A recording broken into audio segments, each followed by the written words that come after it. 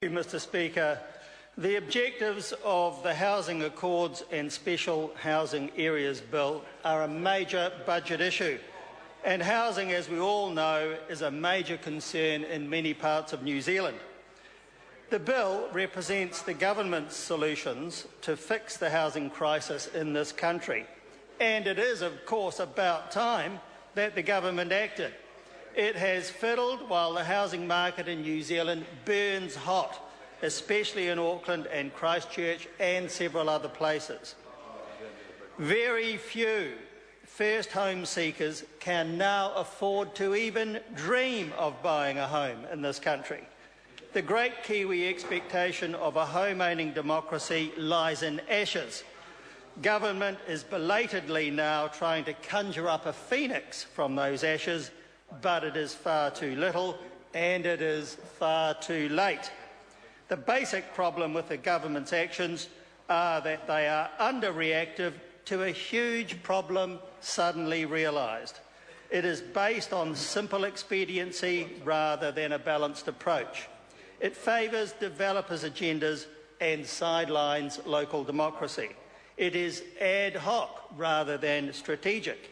It is careless about good planning and substitutes quick-fix band-aid solutions. It is superficial rather than well-considered, and it is short-term and not an enduring long-term plan that New Zealand needs. No doubt profiteers are already buying up land which might be used for special housing areas. The government has assumed that freeing up the land supply will work. But will that really mean lower home prices? Will it even mean that the rate of increase of home prices will be curbed? There is no apparent research upon which the government has based that assumption, that freeing up land for development will really assist with housing affordability. And it is housing affordability that is the real issue. First homeowners will see no real assistance to them in buying a first home in the budget provisions which have been presented to us. But there is some good. New Zealand First supports the concept of special housing areas in regions or districts identified by the Minister and on the basis of the criteria proposed. But we would only allow special housing areas on the basis of a genuine accord with local government, or where there is genuine disagreement and not contrived disagreement by the Minister acting alone.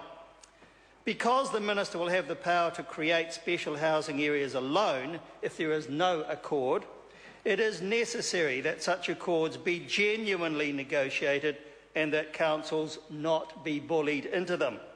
The way the bill is drafted, it will be an agree or else scenario for councils.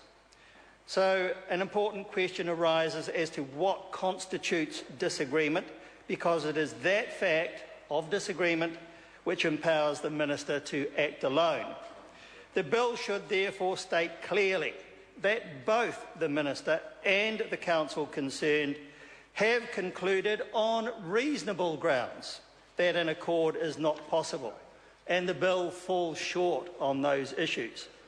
And there should be also a provision for partial or limited accords so that the Minister cannot simply assume the power to act alone on the basis of perhaps a single point of disagreement when there is agreement on most matters. And we would want to see some opportunity, at least, for local public consultation by the Council before finalising an agreement, even if consultation is more limited than might be usually expected. And we would also expect that the special housing areas would be approved within the established Resource Management Act principles rather than the compromised act the government is currently pushing onto us. We see no need for the panic measures of the kind promoted by the government in the proposed legislation. Our main concern, Mr. Speaker, would be the loss of local democracy. with too much power given to the Minister, and of course we in Christchurch are very, very used to that in the current circumstances. And in practice, developers would be looking for quick, ticky-tacky developments rather than quality housing. And there is a risk that developers would continue to optimise profits with large houses on large sections, not the modest housing that New Zealand needs and which first homeowners can afford.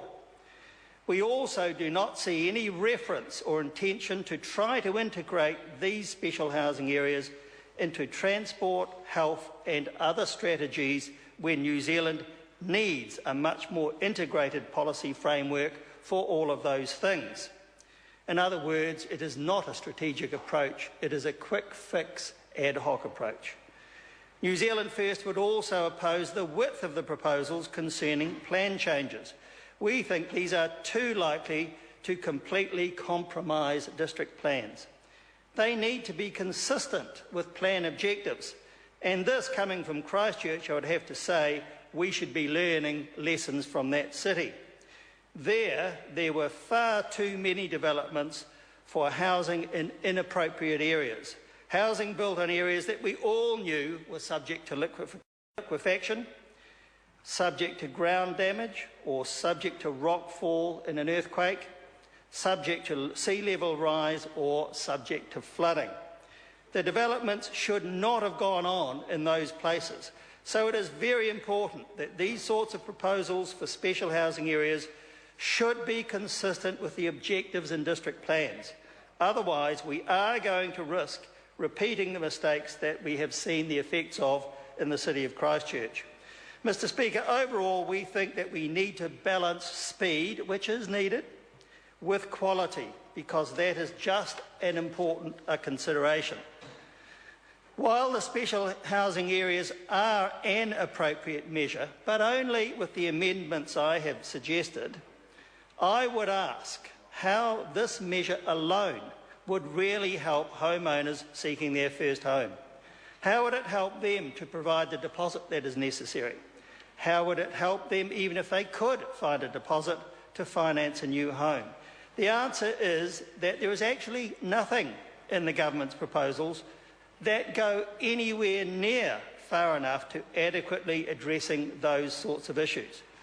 The expectation that by making more land available within district or city plans will bring prices down enough is fraught.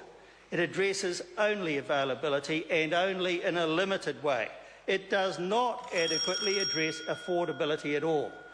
Supply alone will not result in solving the affordability issue.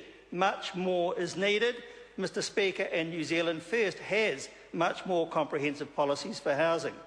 Our first objective is to simply see that home ownership is within the reach of all New Zealanders.